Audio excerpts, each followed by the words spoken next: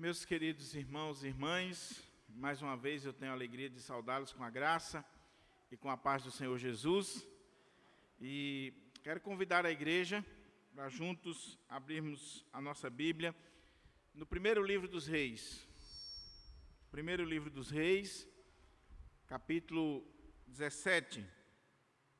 Primeiro livro dos Reis, capítulo 17, palavra do Senhor para os nossos corações.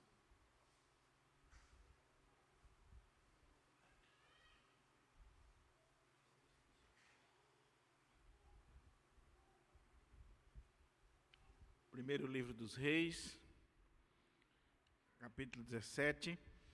Nós estaremos dando início, agora pela manhã, uma pequena série, acredito que uns 5 a 6 sermões, sobre a vida do profeta Elias. E o desejo do meu coração, o clamor da minha alma, é que a vida desse homem nos inspire, mas não por causa dele em si, mas por causa do seu Deus, do Deus que ele adorava, do Deus que ele servia e das maravilhas de Deus na sua vida. Então, 1 Reis 17, nós vamos ler todo o capítulo da palavra do Senhor. Diz assim: Então Elias, o tesbita dos moradores de Gileade, disse a Acabe: Tão certo como vive o Senhor, Deus de Israel, perante cuja face estou, nem orvalho nem chuva haverá nestes anos, segundo a minha palavra. Veio-lhe, pois, a palavra do Senhor, dizendo: Retira-te daqui e vai para o lado oriental e esconde-te junto à torrente de Querite, fronteira ao Jordão. Beberás da torrente e ordenei aos corvos que ali mesmo te sustentem. Foi, pois, e fez segundo a palavra do Senhor, retirou-se e habitou junto à torrente de Querite, fronteira ao Jordão. Os corvos lhe traziam pela manhã pão e carne, como também pão e carne ao anoitecer, e bebia da torrente. Mas, passados dias, a torrente secou, porque não tinha chuva sobre a terra.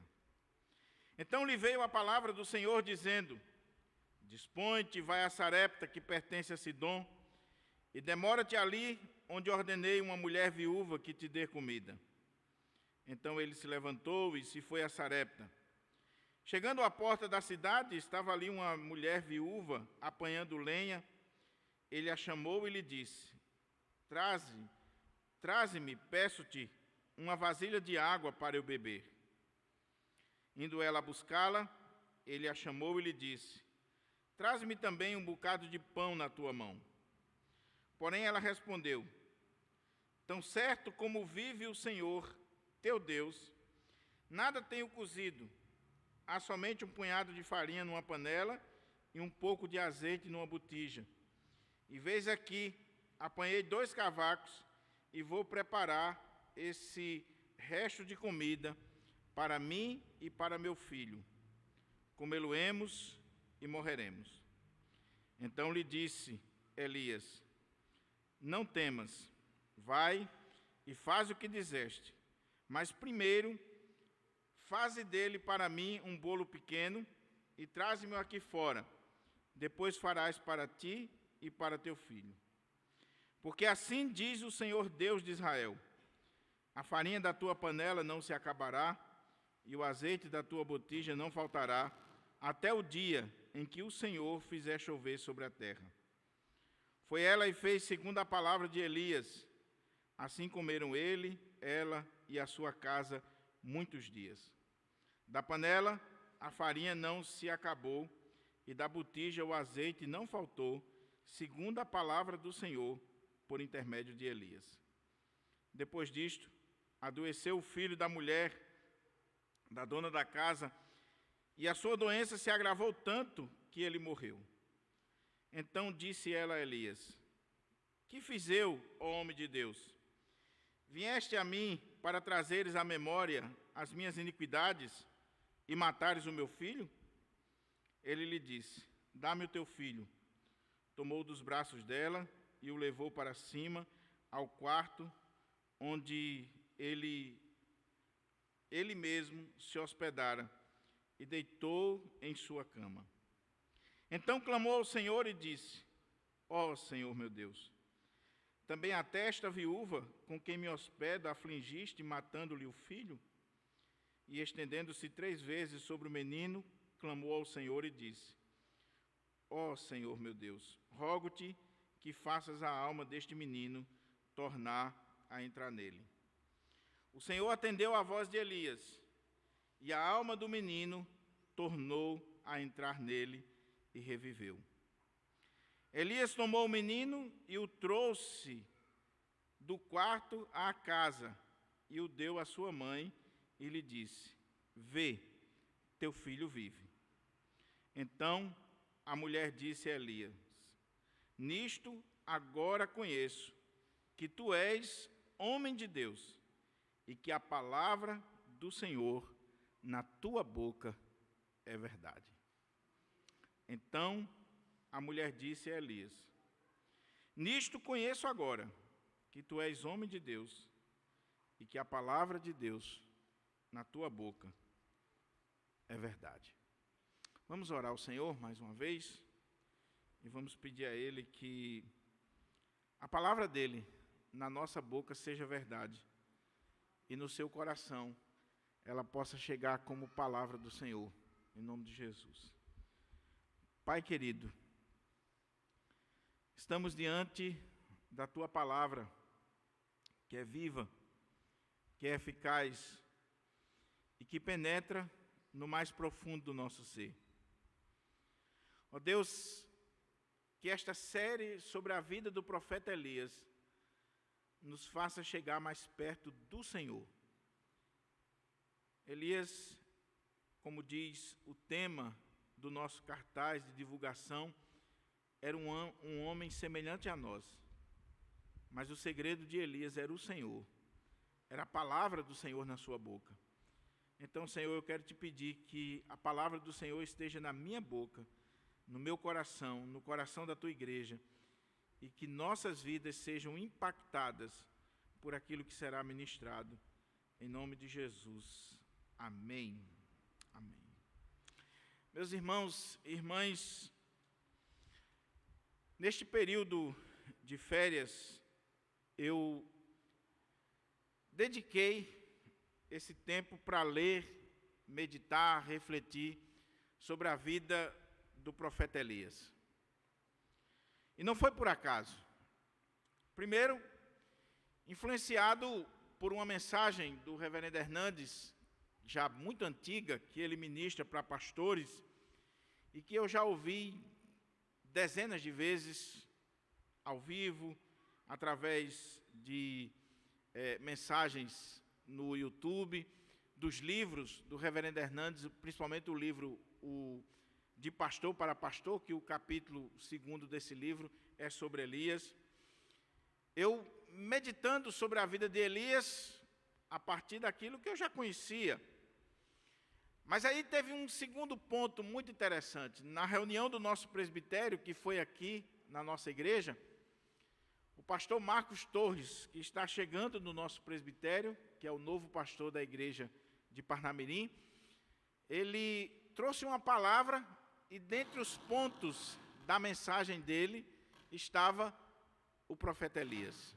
Guto, desliga esse retorno aqui, por favor. Pode ser esse retorno. E nessa mensagem do reverendo Marcos Torres, falando sobre o profeta Elias, eu fui impactado com ela. Uma mensagem emocionante, uma mensagem que falou profundamente ao nosso coração, e a partir daí eu comecei a ler com mais vagar, com mais avidez, com mais reflexão, a vida de Elias. O tema da nossa mensagem hoje, iniciando esta série, como eu disse, uma série de 5 ou 6 sermões sobre a vida de Elias. O tema de hoje é Elias, um homem de Deus diante dos homens. É o que está dito aqui no final deste capítulo 17, o capítulo de abertura sobre a história de Elias. Elias é um homem de Deus, mas um homem de Deus diante dos homens. Um homem de Deus que Tiago diz, no capítulo 5, verso 17, que era semelhante a nós, sujeito aos mesmos sentimentos, às mesmas paixões. Era um homem comum, como eu e você. Era um homem de Deus e um homem de Deus comum, como eu e você. Se tinha algo de extraordinário na vida de Elias, era o Deus de Elias. Mas ele é tão comum como eu e você. E eu queria destacar algumas coisas aqui, à guisa de introdução, para a gente entender esse texto, entender a história de Elias, senão nós não vamos pegar a ideia do texto. Primeira coisa, conforme nós já ressaltamos, e o diácono Gustavo colocou na sua oração, o nosso foco aqui não é Elias em si. É claro que a narrativa fala de Elias, mas o nosso foco aqui é ver Deus na vida de Elias, agindo na vida de Elias. Deus está por trás dessa história. Deus está controlando toda essa história. Ele é o Senhor da história, em especial da vida de Elias. Segunda coisa que eu quero destacar é que nós vamos extrair daqui lições para a nossa vida, porque o contexto de Elias é parecido com o nosso. Você vai ver, quando eu falar um pouco do contexto aqui, que não muda do contexto da nossa nação ou dos nossos dias. A terceira coisa que eu quero destacar é que o Deus de Elias é o nosso Deus, e Ele é o mesmo. Ele operou no passado, Ele opera hoje. Ele é o mesmo Deus, Ele não mudou. Os personagens da história mudam. Elias no passado, Eliseu e tantos outros. Os personagens mudaram. Hoje nós temos Júlio, Rodrigo, José, Manuel, Diogo, Andresa e outros nomes. Mas o Deus é o mesmo, é o nosso Deus. É o Senhor da história. Então eu queria convidar você para começarmos a entender o texto e coloca os olhos aí nessa primeira parte do capítulo 17. Que o texto começa com uma abertura que chama a nossa atenção, porque Elias aparece na história de forma abrupta, de forma inesperada. Ele surge no contexto do livro dos reis, assim, de uma forma repentina, e isso chama a nossa atenção. Olha como é que o texto começa. A primeira parte aqui do capítulo 17 do livro dos reis. Diz assim: Então Elias, o tesbita dos moradores de Gileade, disse a Acabe: Tão certo como vive o Senhor, Deus de Israel, perante cuja face estou, nem orvalho, nem chuvas haverá nestes anos, segundo a minha palavra. Olha o homem de Deus aparecendo, se apresentando, e ele já começa profetizando no palácio, para o rei, na presença do rei, das autoridades, daqueles que governavam o povo de Deus. Mas para a gente entender isso aqui, é preciso a gente levar em consideração o contexto histórico de Elias, senão você não vai entender. Olha como é que o texto diz: Então Elias, o tesbita. Esse então está ligando aqui o capítulo 17 ao final do capítulo 16. E para você entender, é preciso você entender a história de Israel. Quem está reinando no contexto aqui do ministério de Elias é o rei Acabe. E ele reina no reino do norte. Com a morte de Salomão, em 931, o reino de Israel, que era um reino só, o povo de Israel, a nação de Israel, o povo de Deus, que durante os reinados de Saul, de Davi, de Salomão, era uma nação só. Agora, com a morte de Salomão e Roboão assumindo o trono da nação de Israel, ao invés de ouvir os anciãos, os homens experientes, a liderança do povo de Deus que disse para ele ouvir o povo estava sendo massacrado com impostos, estavam sofrendo muito naquele contexto, porque para sustentar a monarquia, o povo estava pagando muito imposto. E quando Roboão assume, o povo faz um clamor, dizendo, olha, diminua os impostos, diminua a nossa carga. E Roboão vai ouvir os anciãos, e os anciãos dizem, olha, escuta o povo, esse povo está com uma carga muito grande. Aí ele vai ouvir os jovens, os seus amigos, que não tinham experiência. O jovem tem força, mas não tem experiência, não tem sabedoria necessária. Os jovens disseram, olha, faça o seguinte, diga para esse povo que o seu dedo mindinho é mais forte do que o braço do seu pai. Oprime esse povo mais ainda, mais força sobre eles. E Roboão, em vez de ouvir os anciãos, ouviu os jovens, foi para cima do povo, e o que aconteceu? Uma guerra civil e a divisão do reino de Israel em duas partes. 10 tribos ficaram no norte e 2 tribos no sul, Benjamim e Judá. Roboão fica reinando em Judá e Benjamim, no reino do sul, e no reino do norte vai aparecer a figura de Jeroboão. E esse homem foi mau, esse homem foi maligno, esse homem leva o reino do norte à idolatria, ao pecado, à rebelião contra Deus, por uma estratégia simples. Qual era a estratégia dele? Se o meu povo, aqui do reino do norte, as 10 tribos, forem a Jerusalém para sacrificar e para adorar no templo de Jerusalém, eles vão voltar a se unir com as outras tribos e eu vou perder o meu reino. O que ele fez? Ele construiu locais de adoração em Betel, em Dan. Ele permite a entrada da idolatria, ele incentiva a idolatria e ele começa a ser um dos piores reis do reino do norte, que é chamado o reino de Israel. É chamado o reino de Israel. Pois bem,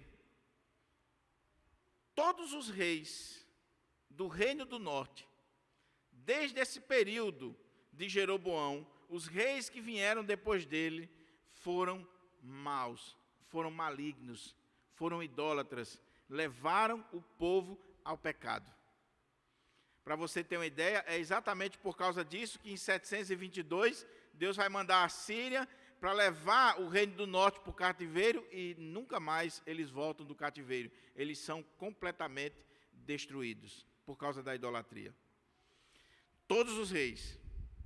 E agora, no século VIII, no contexto em que Elias se levanta como homem de Deus, como boca de Deus, como alguém que a palavra de Deus na sua boca é a verdade, está reinando nesse reino do norte, não em Judá, está reinando no reino do norte, dentro dessa escala de reis ímpios, idólatras, maus, está reinando aquele que o texto vai dizer que foi o pior rei de Israel, que é Acabe. Acabe consegue ser o pior rei dentro dessa dinastia que vinha do reino do norte. E olhe, se você dá uma olhadinha nos capítulos anteriores do livro de Reis, você vai ver que desde Jeroboão a coisa está ladeira abaixo, de pecado, de idolatria, de situação terrível. Mas Acabe consegue superar. Ele assume o reinado no lugar de seu pai, e além de ser um rei ímpio, idólatra, um rei usado pelo inimigo, ele se casa com a pior mulher daquela época, que era uma princesa dos sidônios, descendente dos fenícios, chamada Jezabel. Os fenícios eram idólatras, apesar de ser um povo muito importante na história, porque foram os criadores. Existe essa teoria do alfabeto que influenciou todas as culturas daquela época e chegou até nós, de serem grandes comerciantes, mercadores, de terem a arte da navegação com maestria. Os fenícios construíam barcos e com esses barcos eles singraram as águas e andaram por lugares extremamente longínquos, a ponto de, existe uma teoria de que os fenícios chegaram até aqui no Nordeste, antes do descobrimento do Brasil, muito antes, os fenícios já tinham chegado aqui na nossa região. Por quê? Eles comercializavam púrpura, vinho, produtos preciosos, e principalmente a púrpura, que era usada para tingir as roupas dos nobres, das autoridades. Os fenícios, eles negociavam com aquele tipo de material, e como eles também dominavam a arte da navegação, eles conseguiam ir aos lugares mais longínquos, às terras mais longínquas, levando aí os seus produtos e as suas riquezas. Você olha na história de Israel, Salomão comprou barcos dos fenícios, negociou com os fenícios, e tantos outros. Mas qual era o problema dos fenícios? É que eles eram adoradores de um deus chamado Baal. Baal era um deus cananita, um deus fenício, um deus que esteve presente naquela região e que influenciou todos os povos daquela região, da Mesopotâmia, do Oriente Próximo. Esse deus era o deus chamado Deus da fertilidade, e também o Deus das tempestades. Era o Deus que era adorado através de cerimônias extremamente terríveis, pois envolvia sexo, infanticídio, morte, todo tipo de aberrações que você possa imaginar. Baal era o Deus adorado pelos fenícios, e não só ele, mas uma deusa chamada Azerá, que era, na cultura da época, a mãe de Baal. E eles, os fenícios, aonde eles iam, eles não só levavam a sua cultura, a sua riqueza, mas eles levavam também a adoração a Baal, esse Deus tão terrível que eles adoravam. Adoravam com sexo, prostituição cultural, adoravam sacrificando suas crianças e adoravam matando pessoas para que as terras pudessem prosperar, para que tivesse chuva, para que tivesse riqueza. Pois bem, o rei Acabe assume o trono de Israel, do reino do norte, e ele resolve casar com Jezabel, uma princesa fenícia, adoradora de Baal, que havia sido treinada para ser uma sacerdotisa de Baal, e que ela queria implantar o culto a Baal aonde chegasse, principalmente no meio do povo de Deus. E Acabe casa com ela por razões políticas, comerciais, como você sabe muito bem, que no contexto da época os casamentos eram casamentos políticos, casamentos que envolviam relações comerciais. Mas por Acabe ser fraco, ele casa com essa mulher, e essa mulher vai implantar o culto a Baal, à força, matando os profetas de Deus, impondo o culto a Baal no meio do povo de Deus. Olha o que diz aqui, capítulo 16, do verso 29, só para você entender o contexto, para a gente poder olhar aqui a vida de Elias. Diz assim: Acabe, filho de Onri, começou a reinar sobre Israel no ano 38º de Asa, rei de Judá. Em Judá estava reinando Asa.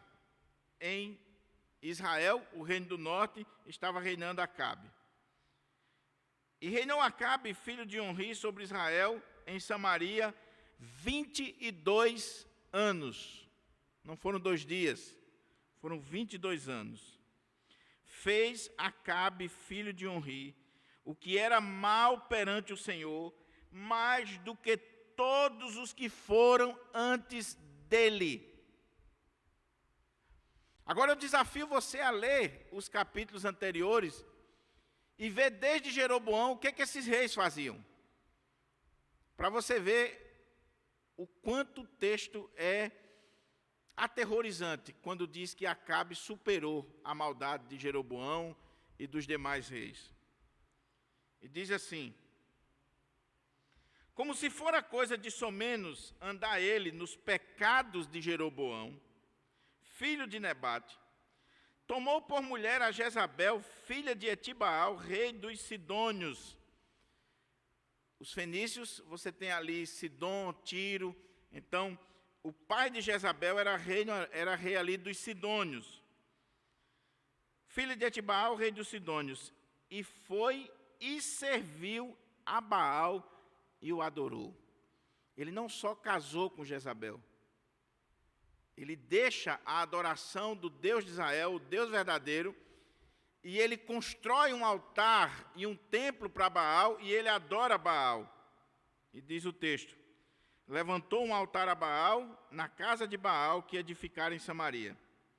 Também Acabe fez um poste ídolo, de maneira que cometeu mais abominações para irritar ao Senhor Deus de Israel do que todos os reis de Israel que foram antes dele. Você consegue imaginar isso? Um rei de 10 tribos do povo de Deus, o povo da aliança, do pacto que foi tirado do Egito pelo Senhor, e esse rei agora adorando um Deus asqueroso, um Deus cuja adoração é regada à prostituição, à morte, a todo tipo de coisas que era contrária à palavra de Deus. Mas não para aí. Em seus dias, Riel, o betelita, edificou a Jericó quando lhe lançou os fundamentos. Mostrou-lhe Abirão, morreu-lhe Abirão, seu primogênito, quando lhe pôs as portas.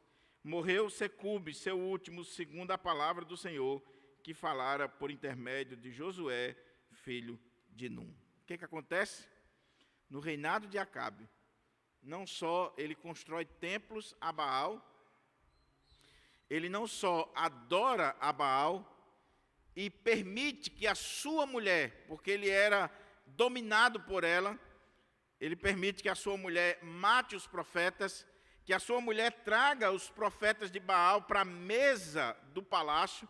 Eles comiam na mesa do palácio 850 profetas, 450 de Baal e 400 do poste ídolo de Azerá, que era a mãe de Baal. Mas ele permite também que Jericó seja reconstruída. E havia uma palavra da época de Josué de que seria maldito todo aquele que reconstruísse a Jericó. E se tentasse reconstruir Jericó, o seu primogênito morreria. E quando Jericó vai ser reconstruída aqui por Riel, ele perde o seu primogênito. E mesmo assim, Acabe continua na sua saga de desvio dos caminhos do Senhor. Então, é nesse contexto que se levanta Elias. Então, Elias. Agora, olha como é que o texto é rico.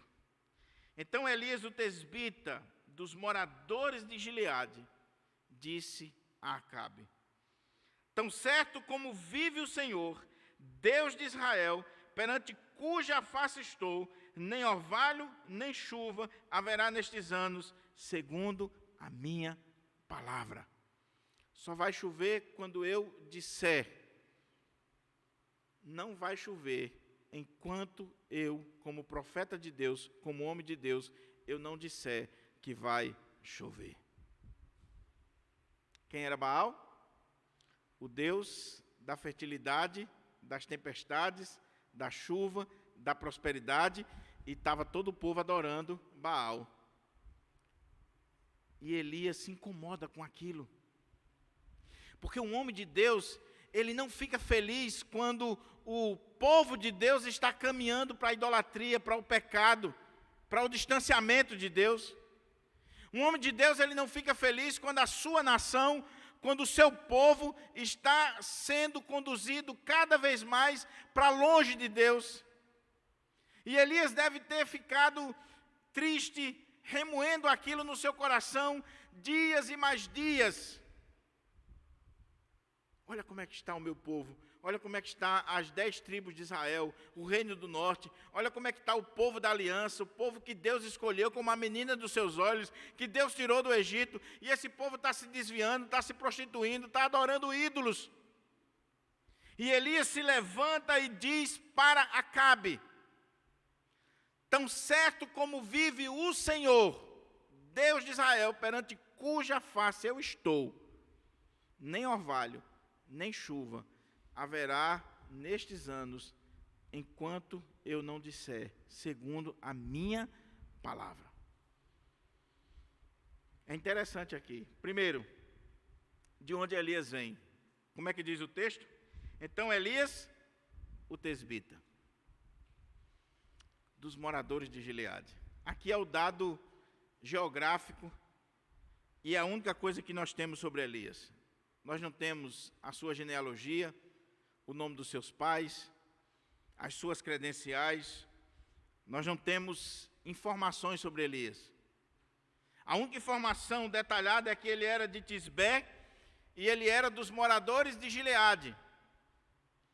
E é interessante, o pastor Hernandes explora isso muito bem. Quando você procura informação sobre Tisbé, você não tem informação sobre Tisbé.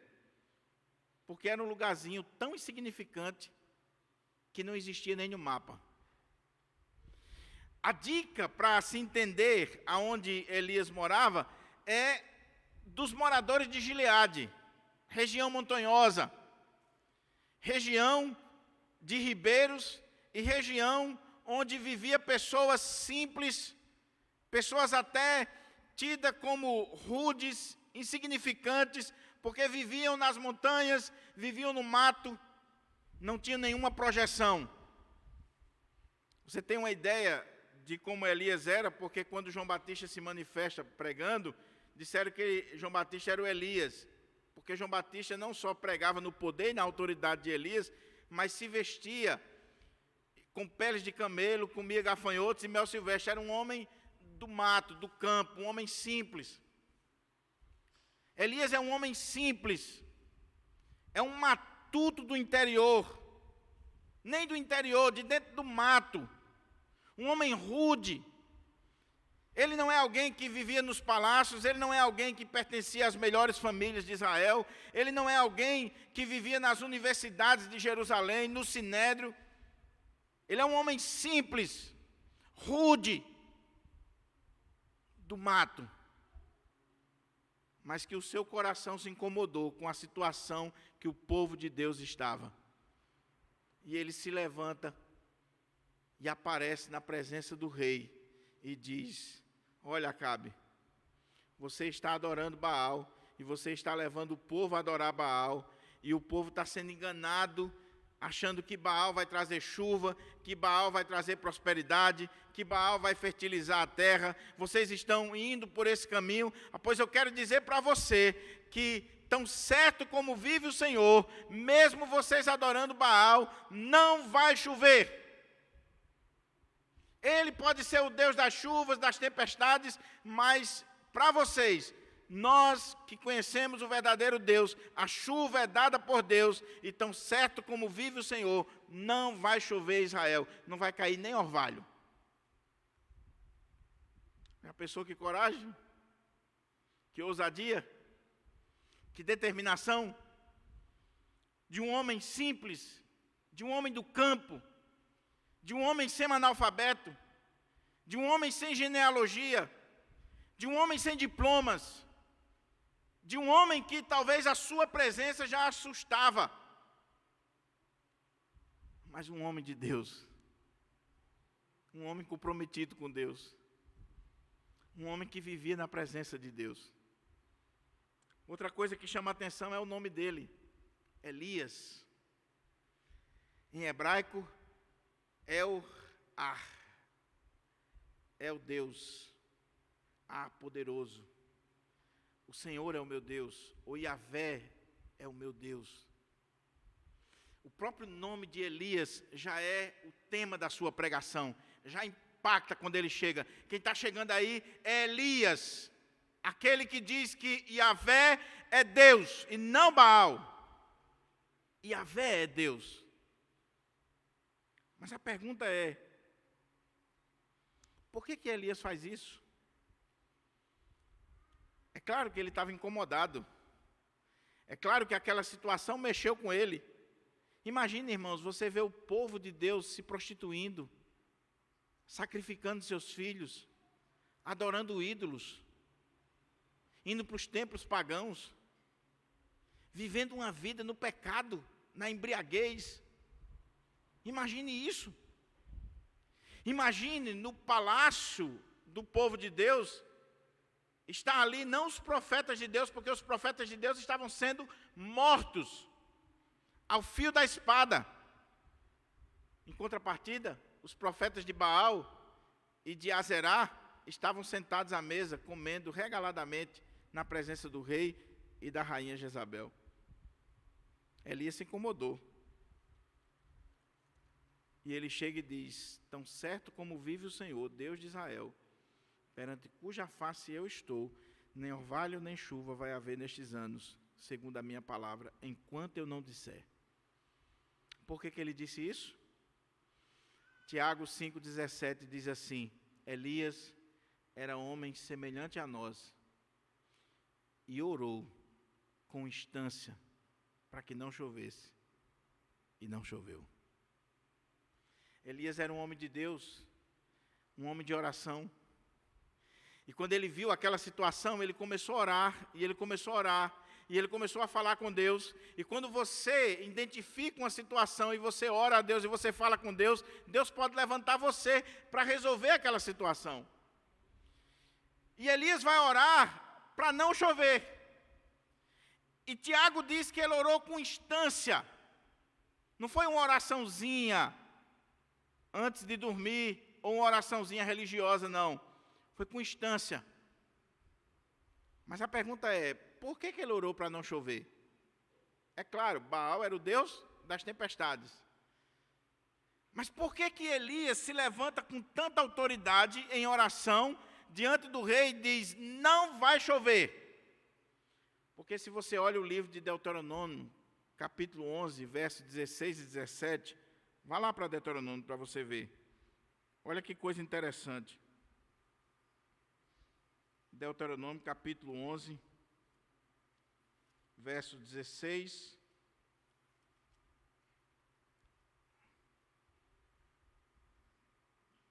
e 17. Guardai-vos, não suceda que o vosso coração se engane e vos desvie, e sirvais a outros deuses, e vos prostreis perante eles. Que a ira do Senhor se acenda contra vós outros, e feche ele os céus, e não haja chuva, e a terra não dê a sua messe, e cedo sejais eliminados da boa terra que o Senhor teu Deus te dá.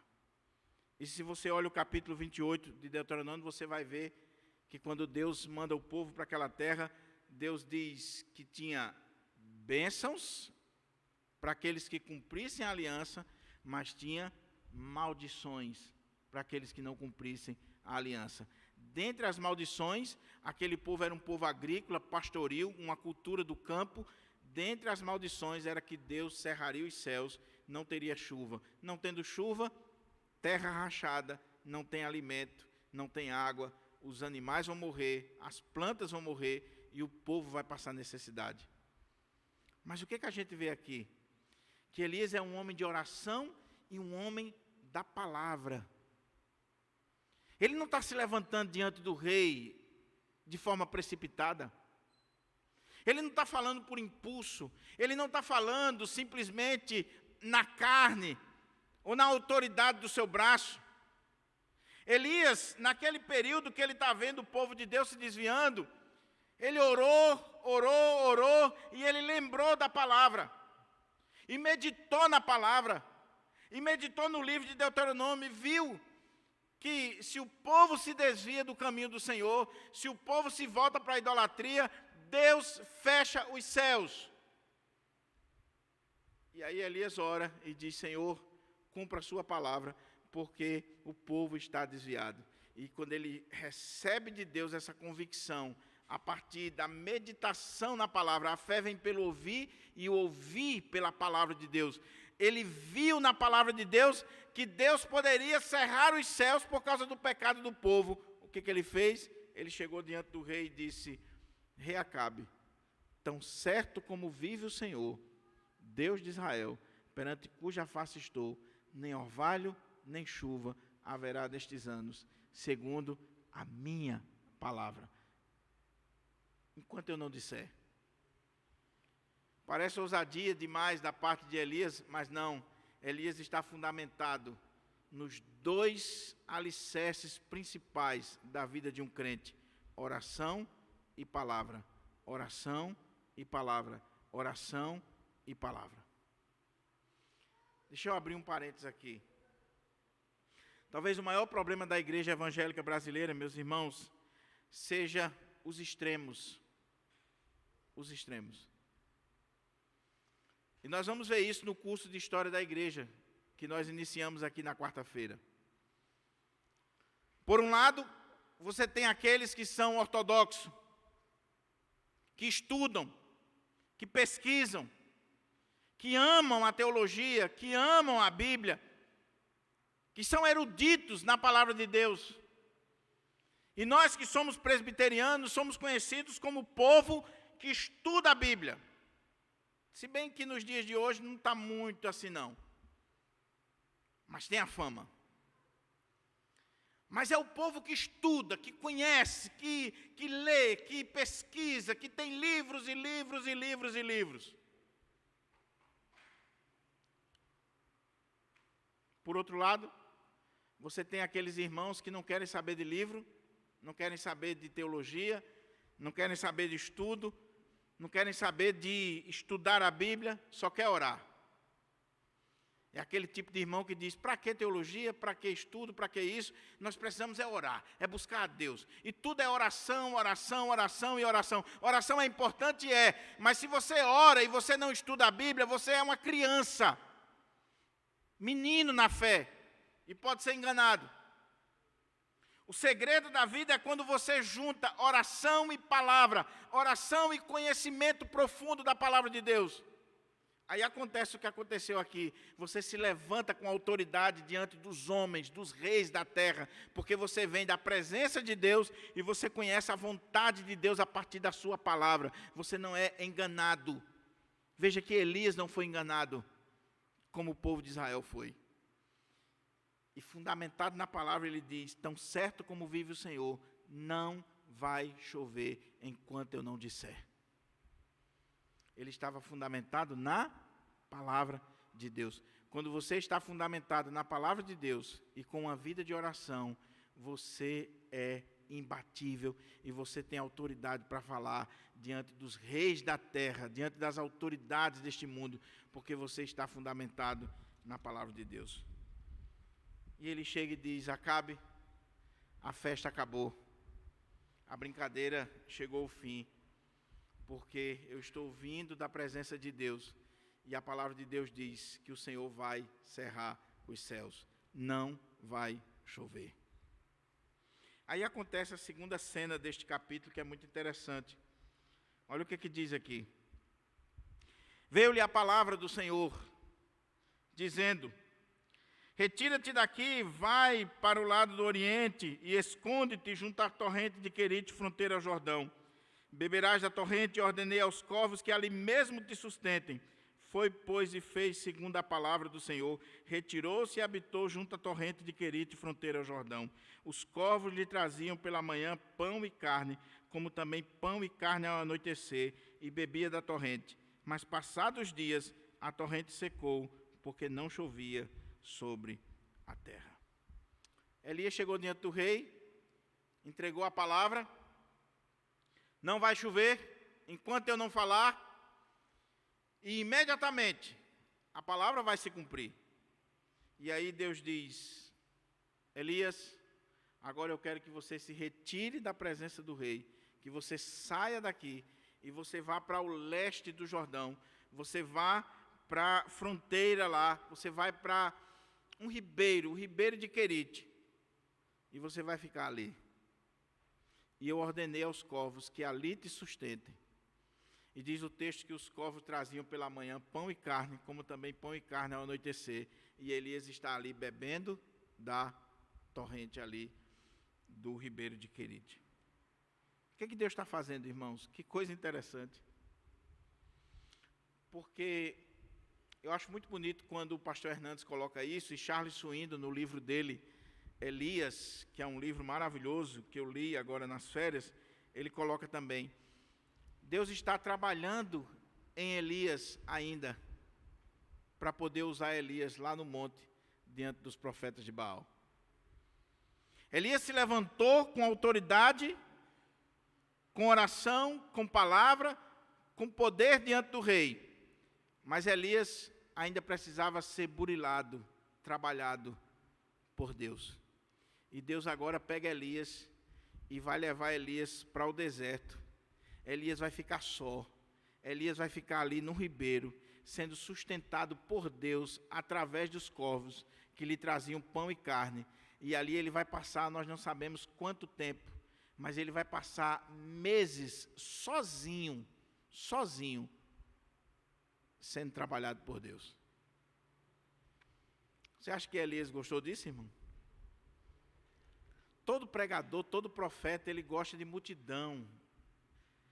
Ele gosta de falar. Imagina aí, Júlio, você preparou o sermão, você orou, você se preparou, você está pronto para ministrar a palavra, e quando chega lá o Senhor diz, não, Júlio, vá lá para a beira do riacho, você vai passar uns meses lá, mas Senhor, o esboço está pronto. Não, mas vá para lá, fique lá, eu ordenei os corvos que vão te sustentar, e você vai ficar lá um tempo comigo. Era o treinamento de Elias. Era o período onde Elias deveria ficar a sós com Deus. E Deus iria trabalhar na vida de Elias. Meu querido irmão, muitas vezes na nossa vida, o que nós precisamos não é estar na reunião da UPH, nem na reunião da SAF, nem mesmo num culto da igreja. Muitas vezes na nossa vida, o que a gente precisa é ir para um lugar e ficar sozinho com Deus, para que Deus fale com você, na sua alma, individualmente. Não é ir para um congresso, não é ir para uma vigília. É você e Deus, sozinho, para que Deus trabalhe você.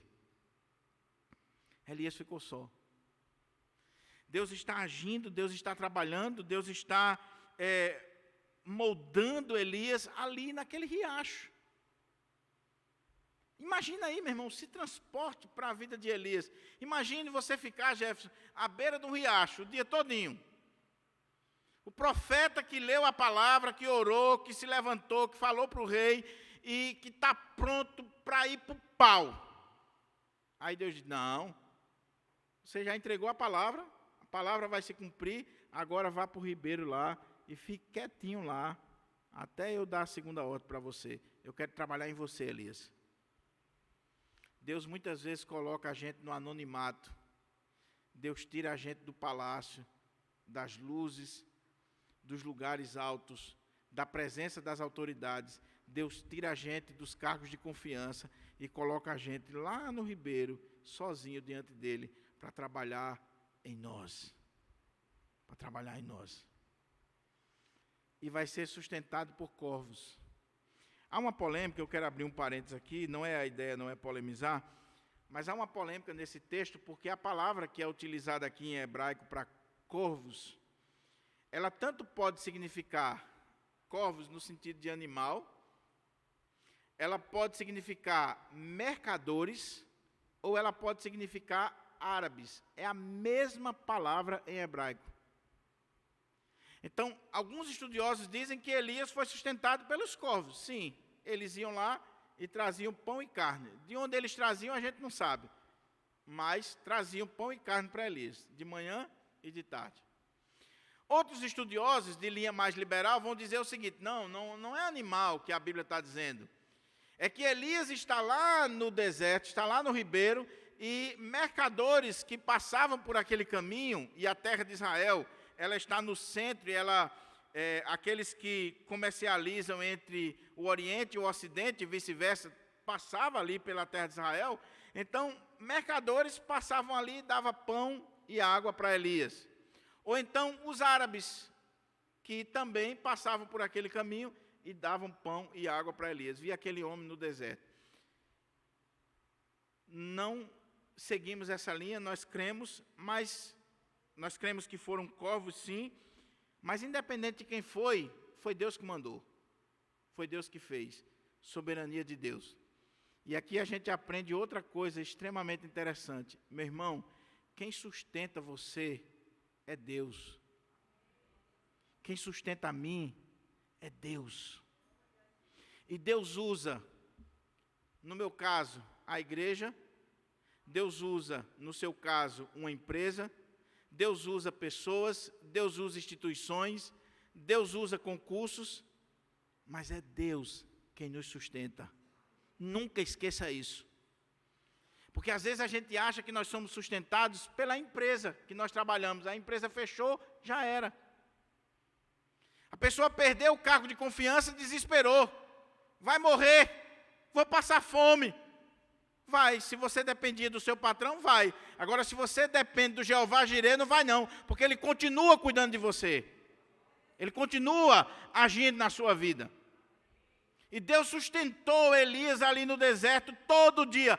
Pão e carne, pão e carne. Cachorro quente de luxo. Papai do céu com garçons voadores. Olha que riqueza. Garçons voadores trazendo cachorro quente. Olha, Júlio. E o riozinho ali para tomar banho. Coisa maravilhosa. E meditando nas coisas de Deus. Um período de férias na vida de Elias. Só que Israel está em crise. Não está chovendo. Já passaram vários meses. As fontes estão secando e o ribeirozinho secou. Porque crente é uma bênção, né, irmão?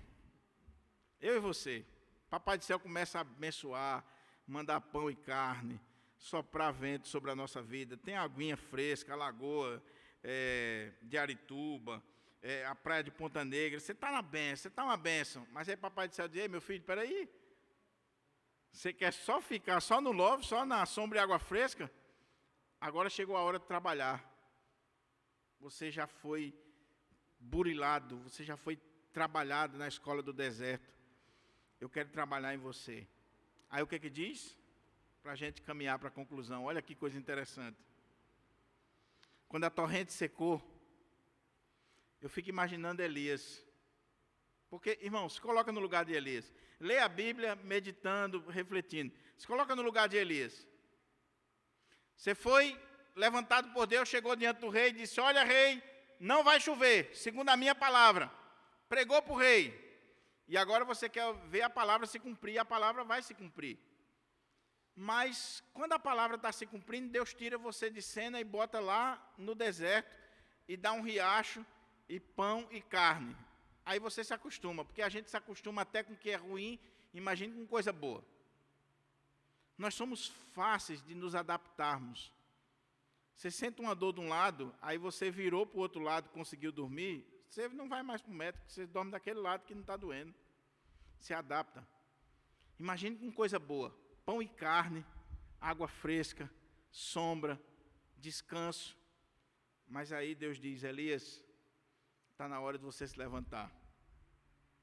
Então lhe veio a palavra do Senhor dizendo: dispõe-te e vai a Sarepta, que pertence a Sidom, e demora-te ali onde te ordenei uma mulher viúva que te dê comida. Deus, entre aspas, tem senso de humor. E só quem é crente é que pensa algumas coisas que Deus manda a gente fazer e você faz porque você é crente. Porque o que está acontecendo? Elias está lá naquele riacho, aí mais uma vez veio a palavra do Senhor. E a palavra do Senhor foi: Elias, dispõe-te e vai a Sarepta. E o Senhor diz para ele, que pertence a Sidom: e eu ordenei uma mulher viúva que te dê sustento. Acabou aqui a água, acabou o pão, a carne que os corvos trazem, agora você vai ser sustentado por uma mulher viúva, em Sarepta, que pertence a Sidom. Qual é o problema, pastor? Qual é o problema? Lembra de Jezabel? Jezabel, o pai dela é o rei de Sidom. Jezabel é fenícia, Sidom é na Fenícia.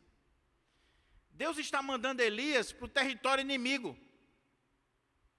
Deus está mandando Elias sair do ribeiro que ele estava comendo, bebendo e protegido, sem ninguém.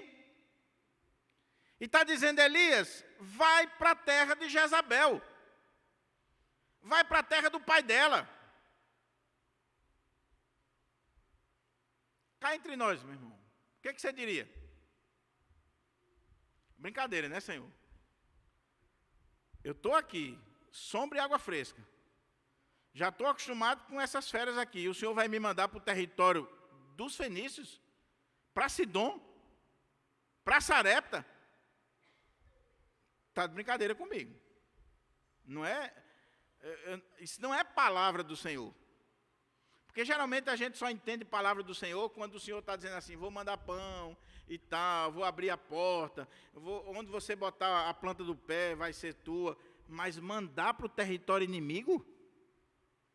Irmãos, Elias estava sendo procurado por Acabe, a gente vai ver isso no capítulo 18 à noite, vivo ou morto. Porque enquanto Elias está sendo sustentado ali no ribeiro, com pão e carne e água, o povo de Israel e o povo fenício, porque estão todos na mesma região e atingiu tudo, não teve chuva, eles estão morrendo de fome, os animais estão morrendo, a coisa está terrível. Imagine uma sociedade que depende da agricultura, da pecuária, que depende de chuva, de água, por isso que eles adoravam Baal. Está todo mundo morrendo. E aí Acabe, ele dá uma ordem, diz: olha, procurem Elias, vivo ou morto, mas traga o cadáver dele aqui.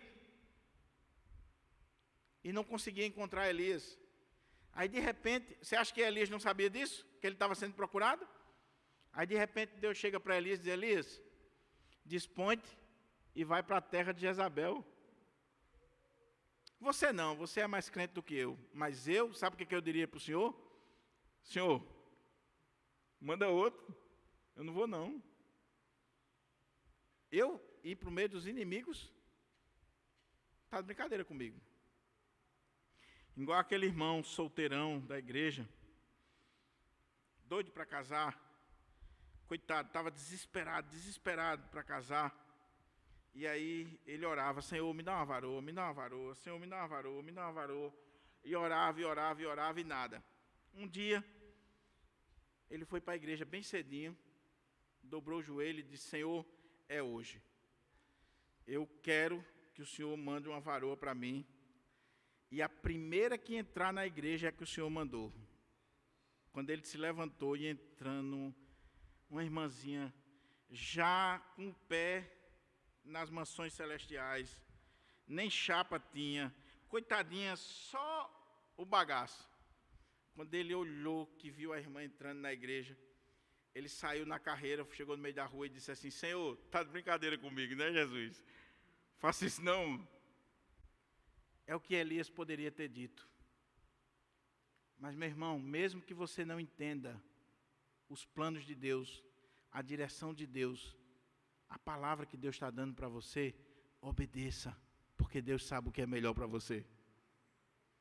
Deus sabe o que é melhor para nós. Pode ser estranho, meu irmão. Pode ser ilógico. Do ponto de vista estratégico, Gutenberg, não tinha lógica isso aqui. Que lógica é essa?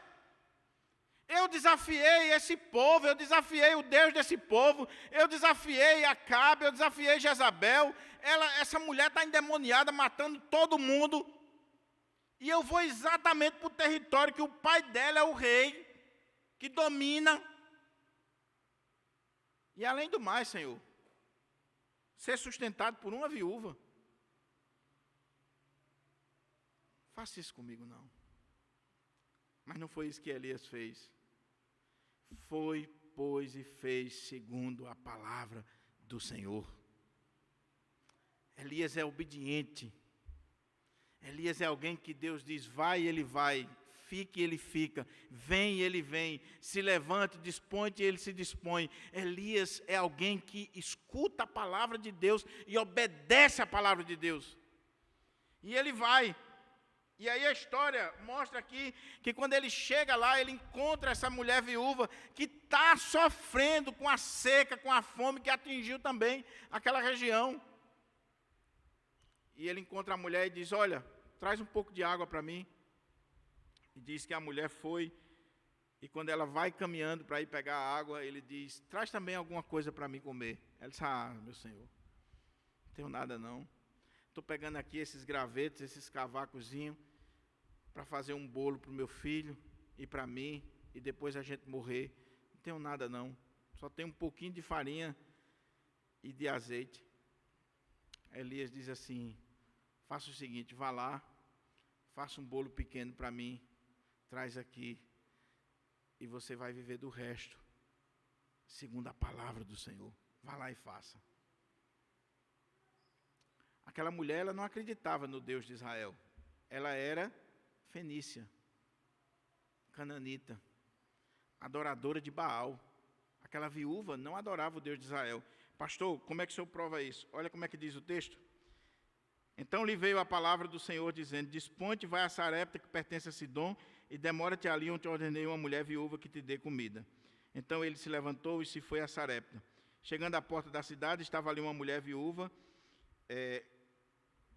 Chegando à porta da cidade, estava ali uma mulher viúva apanhando lenha. Ele a chamou e lhe disse, traz-me, peço-te uma vasilha de água para eu beber. Indo ela buscá-lo, ele chamou e lhe disse, traze também um bocado de pão na tua mão. Porém ela respondeu, tão certo como vive o Senhor, teu Deus. Não era o Deus dela. Tão certo como vive o Senhor, teu Deus. Ela diz, nada tenho cozido, há somente um punhado de farinha numa panela e um pouco de azeite numa botija. E eis aqui, apanhei 2 cavacos e vou preparar esse resto de comida para mim e para meu filho comê-lo, e morreremos. Elias lhe disse, não temas, vai e faz o que disseste, mas primeiro faze dele para mim um bolo pequeno e traz aqui fora, depois faça para ti e para teu filho. Porque assim diz o Senhor Deus de Israel, a farinha da tua panela não se acabará, e o azeite da tua botija não faltará, até o dia em que o Senhor fizer chover sobre a terra. Foi ela e fez segundo a palavra de Elias. Assim comeram ele, ela e a sua casa muitos dias. Da panela a farinha não se acabou, e da botija o azeite não faltou, segundo a palavra do Senhor, por intermédio de Elias. Que coisa maravilhosa, meus irmãos. Elias agora tem experiência com Deus. Elias agora sabe que a sua vida depende de Deus e não dos homens. Elias sabe que quem lhe sustenta, quem provê, é Deus. E quando ele chega na casa daquela viúva e ela conta a situação, ele diz, olha, faz o bolo para mim e não te preocupe, não temas, porque a farinha não vai se acabar, o azeite não vai se acabar, Deus vai prover na sua casa. Ele não está dizendo isso por acaso.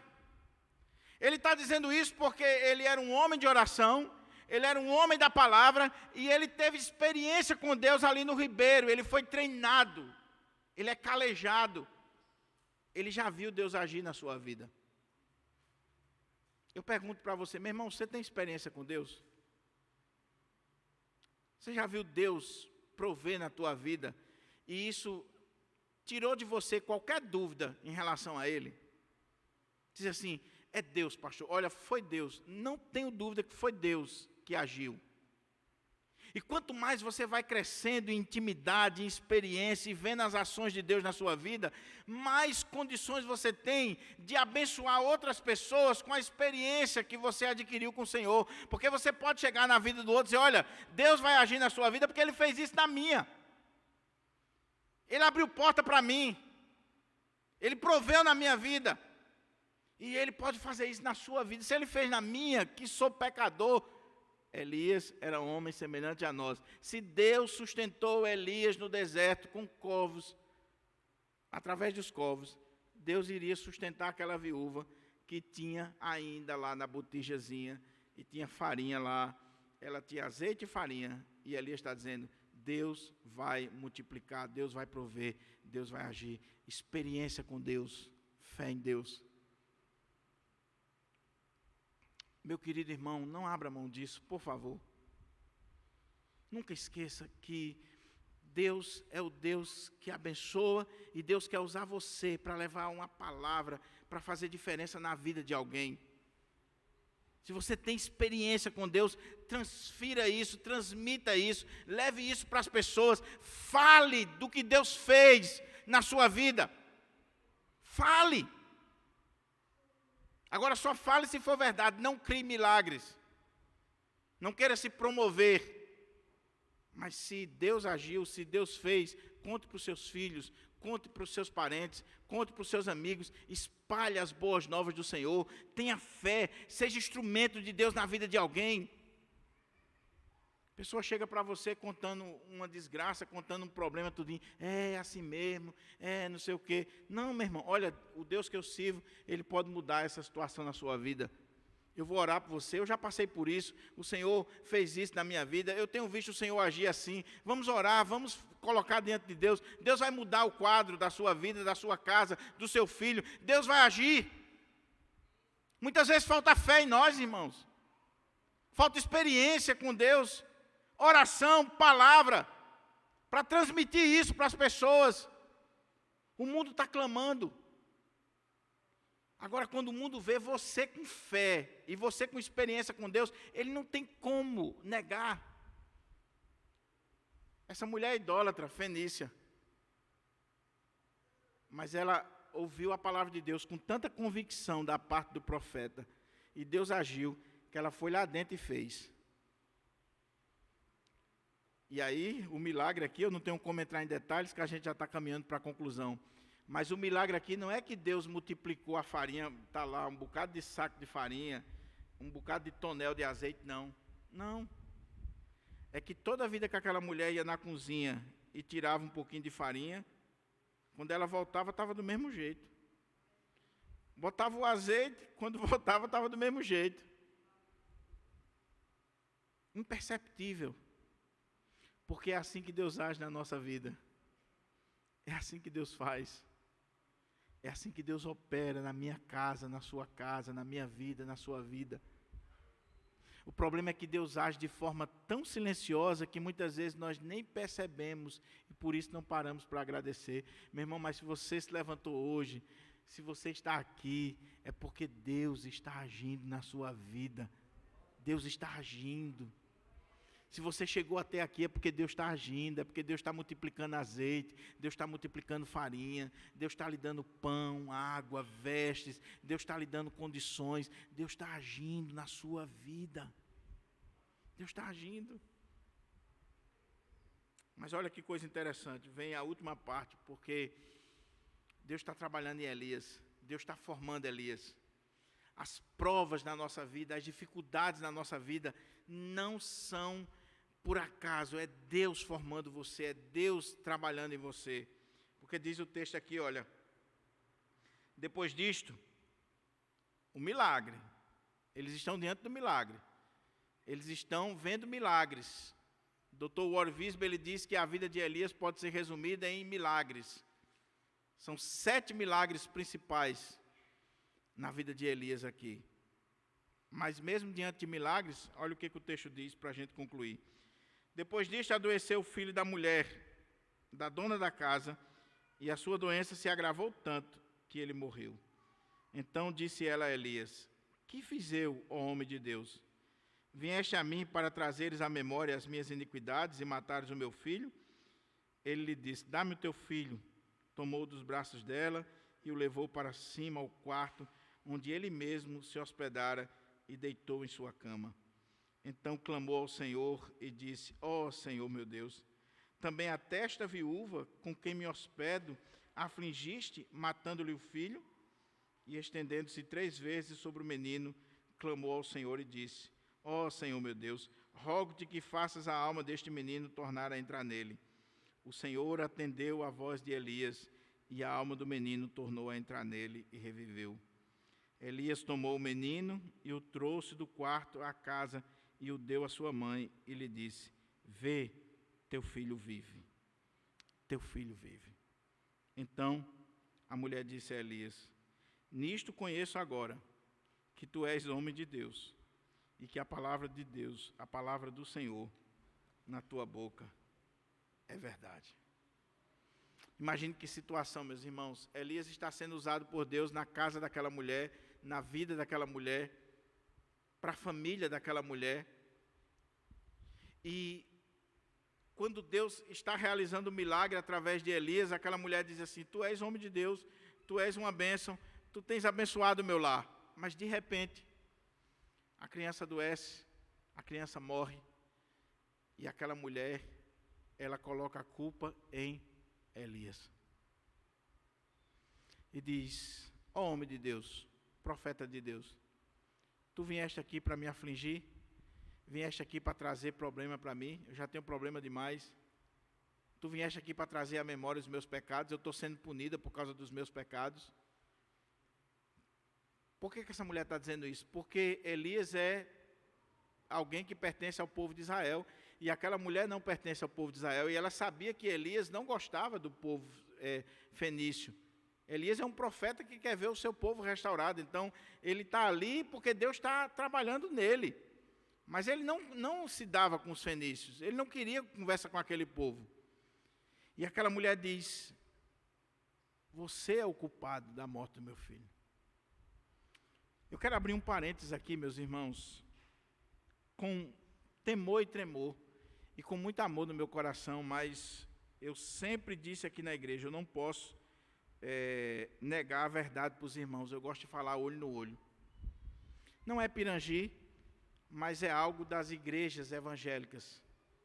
Está tudo bem na igreja, todo mundo ama o pastor, principalmente quando Deus está abençoando o pastor, e através dele abençoando sua vida. Mas basta acontecer qualquer coisinha na sua vida, que a primeira pessoa que você bota a culpa é o pastor. Se separou, é culpa do pastor, que não acompanhou direito, não ajudou, não fez isso. O filho está nas drogas, é culpa do pastor. A igreja está passando por isso, é culpa do pastor. Isso não é novo não, desde a época dos profetas, dos homens de Deus.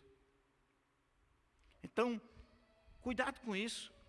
Cuidado com isso. Às vezes você... cadê fulano? Fulano sumiu da igreja. Vamos atrás. Quando vai lá, não, é porque o pastor... porque não sei o quê, porque o pastor nunca ligou para mim, o pastor nunca me fez uma visita, o pastor não procura saber. Tudo é o pastor. Tudo é o profeta de Deus. Cuidado com essa visão, porque é assim que o diabo coloca divisão na igreja. Eu não estou dizendo que o pastor não tenha erros, eu não estou dizendo que Elias não tinha erros. Elias poderia ser preconceituoso com os fenícios, e Deus está mandando ele para a casa de uma fenícia, para uma adoradora de Baal, exatamente para ele aprender, respeitar e amar as pessoas do jeito que elas são, mesmo tendo que ser fiel na pregação da palavra. Mas o que eu estou dizendo é que, o que Elias tinha a ver do menino adoecer e morrer? O que o pastor tem a ver se vocês de noite brigaram e resolveram se separar? O que o pastor tem a ver com isso? O que o pastor tem a ver se você perdeu o emprego? Se você está doente? Se está dando as coisas erradas na sua vida? O que tem a ver? Agora, sabe qual é o outro lado da moeda? É que geralmente quando isso acontece, o pastor vai para cima com unhas e dentes. E ele procura se defender, e ele grita, ele esperneia, ele baixa o pau, ele vai para cima. Elias fez isso? Não. A mulher disse: a culpa é sua, você veio aqui, está acontecendo isso. Elias disse: me dá aqui o menino. Levou para o quarto dele, colocou na cama dele e falou com Deus. Sabe o que Deus fala comigo? E Deus fala com você, pastor, que está assistindo agora esse vídeo. Talvez o Senhor está falando com você e dizendo assim: não se defenda diante dos homens. Fale comigo. Fale comigo. Precisa você espernear, falar, gritar, blasonar argumentos para provar o contrário. Fale comigo. Derrame a sua dor, a sua alma diante de mim. Fale comigo.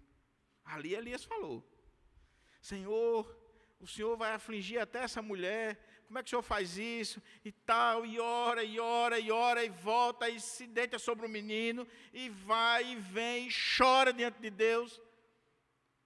E diz: Senhor, traz a vida desse menino. E o Senhor trouxe a vida do menino. E o que Elias faz? Pega o menino agora e chega e diz: minha irmã, está aqui a bênção para você, minha irmã. Olha a bênção do Senhor na tua vida. Sabe por quê? Porque nós, os pastores, fomos chamados para abençoar e não para amaldiçoar. Nós fomos chamados para perdoar e não para guardar rancor. Nós fomos chamados para estender a mão. Nós fomos chamados não para tripudiar. Aquela mulher, ela estava ferindo porque estava ferida. Irmão, eu aprendi uma coisa na minha vida, nem sempre eu coloco em prática, mas eu sei. Por trás de uma pessoa que fere, há um coração ferido. Então, muitas vezes as pessoas nos ferem, as ovelhas nos ferem, falam, diz, mas está ferida. Está ferida. Há poucos dias eu fiquei muito emocionado, porque uma pessoa da nossa igreja me procurou e disse assim: pastor, eu queria lhe pedir perdão, porque eu fiz isso, isso e isso, mas eu não estou em paz, e eu quero lhe pedir perdão. E eu vi que o Senhor, nesse período, mesmo eu agindo assim, o Senhor não tomou nenhum tipo de atitude contrária a mim. Se eu disser a você que eu não tive vontade, eu tive, várias vezes. Várias vezes. Mas ali Deus me deu a prova.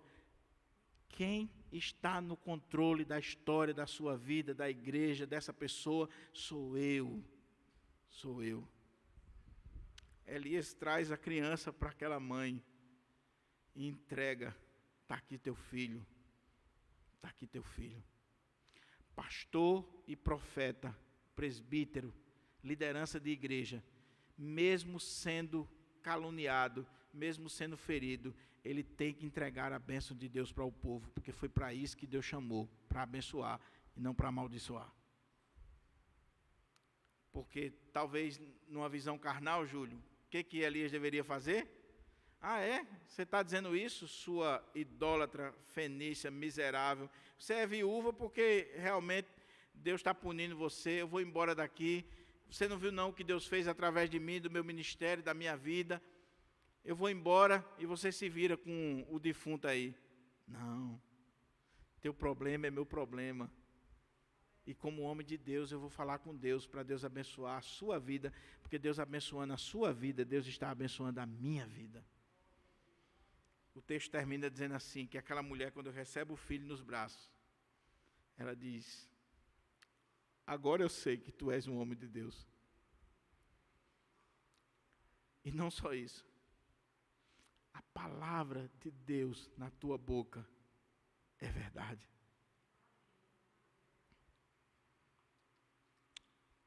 Eu estou pregando essa série para mim, meu irmão.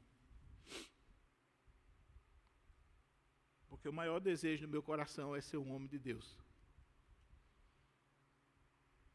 E não só um homem de Deus, mas ser alguém que, quando se levanta para falar a palavra de Deus, que a palavra de Deus na minha boca seja verdade. Nós estamos cansados de discursos. Pregar é relativamente fácil. Você pode pegar um comentário e ler sobre Elias e fazer uma palestra. Mas nem toda pregação e nem toda palestra é boca de Deus. É Deus falando. Você pode pegar duas pessoas e colocar para falar o mesmo texto.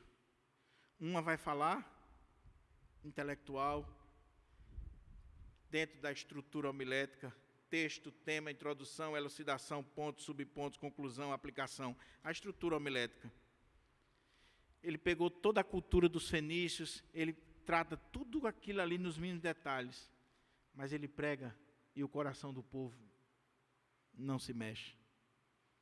Aí você tem outra pessoa que sobe no púlpito, simples muitas vezes, um homem simples, mas é um homem de oração, um homem da palavra, um homem que pode até não ter muita cultura, ele deve buscar cultura, ele tem que estudar, mas quando ele abre a Bíblia, que ele começa a falar, o Espírito Santo de Deus está agindo através dele, e a palavra de Deus na boca dele é verdade, corações são derretidos, vidas são transformadas.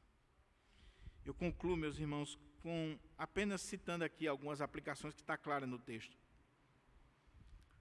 Um homem de Deus é alguém que tem intimidade com Deus, através da oração, através da palavra, através das experiências que Deus lhe dá. E eu pergunto, você é um homem de Deus? Você é uma mulher de Deus? Eu não estou perguntando se você é presbiteriana de nascença, se você pertence a uma sociedade interna da igreja. Eu estou perguntando, você é um homem de Deus, uma mulher de Deus? Você ora? Você lê a Bíblia? Você pode contar experiências com Deus? Pense nisso, meu irmão, em nome de Jesus.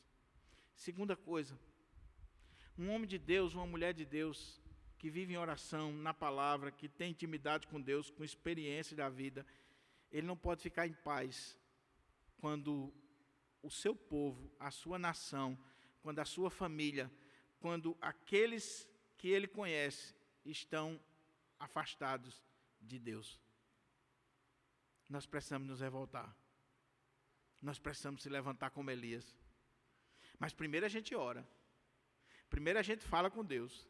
A gente medita na palavra e depois Deus vai nos usar para levar a palavra. Então, meu irmão, em nome de Jesus, ore pela sua família, ore pelos seus colegas de trabalho, ore pela sua cidade e se levante como boca de Deus, como profeta de Deus, para falar a palavra de Deus, para tirar essas vidas do inferno. Meu irmão, teu colega de trabalho, se você está próximo a se aposentar, se você não falou de Jesus para ele e ele morrer, você vai para o enterro, vai chorar no enterro, e ele foi para o inferno e a culpa é sua, que você não pregou. Teus primos, que você joga bola, que você anda com eles, fale a palavra de Deus. O nosso país, meus irmãos, qualquer semelhança entre a liderança do Reino do Norte e a liderança que está hoje no Brasil, não é mera coincidência, não.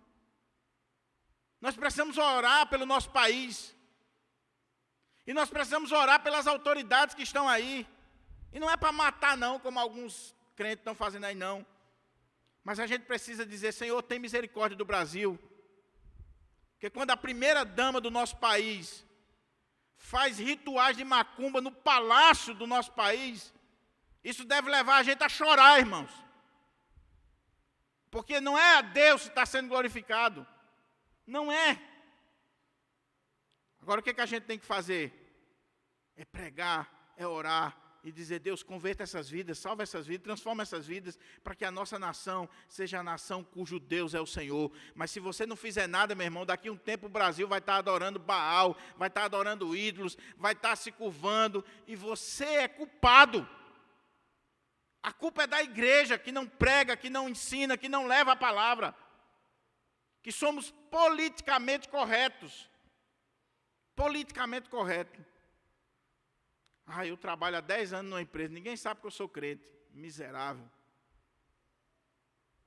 Seja um testemunho vivo.